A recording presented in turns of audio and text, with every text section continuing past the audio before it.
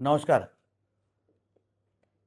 महाराष्ट्र सरकारने एक ऐतिहासिक निर्णय राज्याच्या मच्छीमारांच्या भविष्याच्या दृष्टिकोनातून घेतलेला आहे.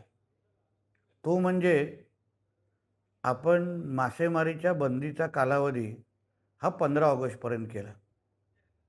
हल्लीच झालेल्या अधिवेशनामध्ये राज्य सरकारने मत्स्य खात्या मंत्रालयाने ह्याबाबत मी स्वतः त्याचं निवेदन केलं. हेतू एवढाच होता की राज्याचं मत्स्य उत्पादन वाढावं, जी वर्षानुवर्ष असंख्य मच्छीमार बांधवांची मागणी होती. आता त्याच्यात एक तांत्रिक माहिती देण्यासाठी मी आपल्यासमोर आलेलो आहे की ही बंदी कालावधी 15 ऑगस्टची ही महाराष्ट्रापुरती आहे. पण केंद्र सरकारच्या नियमानुसार 1 ऑगस्टपासून मासेमारी सुरू होते आणि आपल्या सर्वजणांना माहिती आहे 12 नॉटिकल माईल्सपर्यंत राज्याची हद्द असते.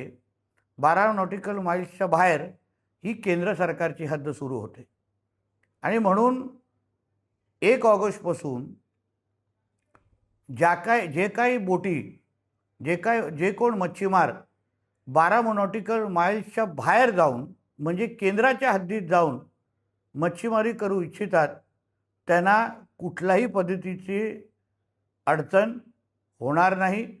कोणीही थांबवण्याच्या दृष्टिकोनातून भूमिका घेणार नाही. पण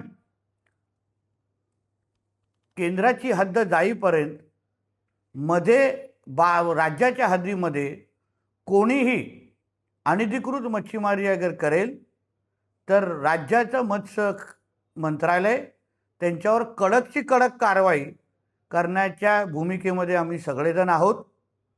कोणीही आमच्या मच्छीमारांच्या हक्काचे मासेमारीच्या साठ्यावर अनधिकृत पद्धतीने मासेमारी करून अगर त्याच्यावर नजर ठेवत असेल तर आम्ही कोणालाच सोडणार नाही. परत एकदा आपल्याला सांगतो की केंद्राच्या हद्दीपर्यंत जाण्यासाठी कुठलीही अडचण नाही. केंद्राच्या हद्दीमध्ये 1 ऑगस्टपासून मासेमारी सुरू होणार आहे. राज्याची हद्द किंवा राज्याच्या हद्दीमध्ये 15 ऑगस्टच्या नंतर मासेमारी आपण करण्याची सुरुवात करत आहोत. ह्या बाबतीत सगळ्या जणांनी नोंद घ्यावी. धन्यवाद.